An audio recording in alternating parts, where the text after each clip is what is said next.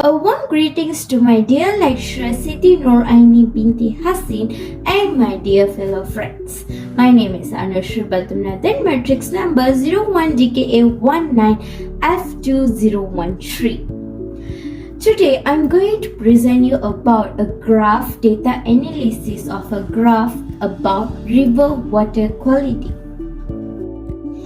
The Department of Environment uses Water Quality Index and National Water Quality Standards for Malaysia to evaluate the status of river water quality.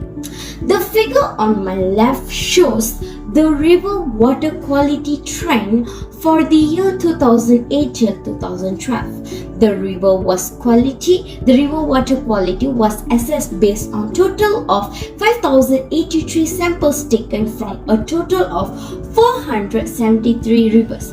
Out of 473 rivers monitored, 278, which is 59%, were found to be clean, and 34%, which is 161 rivers, slightly polluted, and 34 rivers, which is 7%, is polluted. Before we enter the discussion about the analysis of the river water quality trend for the year 2008 till 2012, let's have a look about the important parts of the graphs. Here is the main part, which is title. Title is to let you know what is the graphs about. Next is the axis label. The axis label is to show you the title of the y-axis and y-axis label. Besides that, the legend of the graph reflects the data displayed in the graph's y-axis, also known as graph series. Data is the statistic that we collected together for the analysis. So here are the parts of the graphs. Now let's enter the analysis part.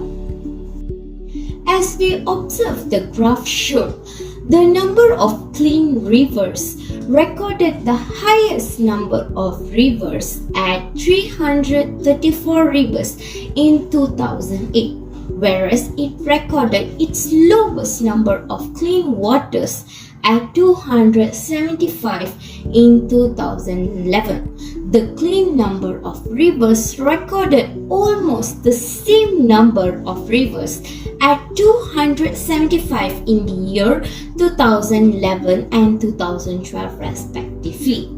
Besides that, in 2008, the number of clean river water was higher by 137 rivers than that of slightly polluted rivers. On the other hand, the number of slightly polluted river, it was recorded the lowest number of rivers at 150 in the year 2011 and its highest number of rivers at 2017 rivers in the year 2009.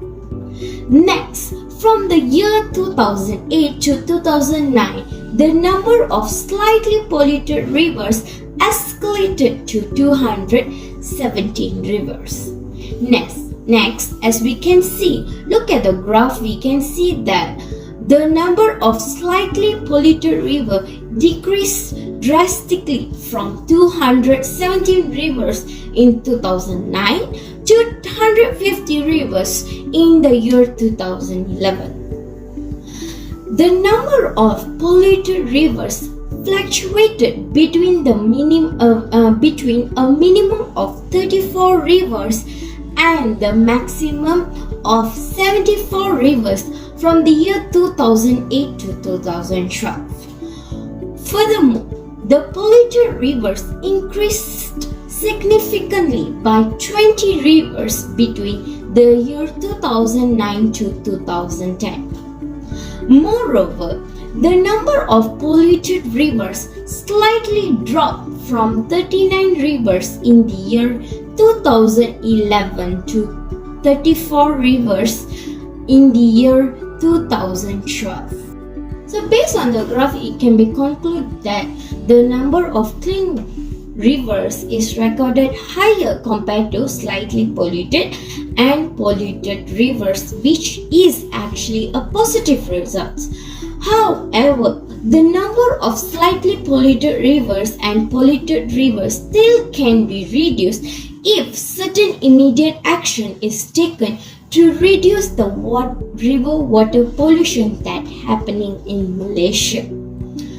Thus, in the upcoming years, we can see some drastic change in the number of slightly polluted and polluted rivers, resulting more number of clean rivers compared to polluted rivers.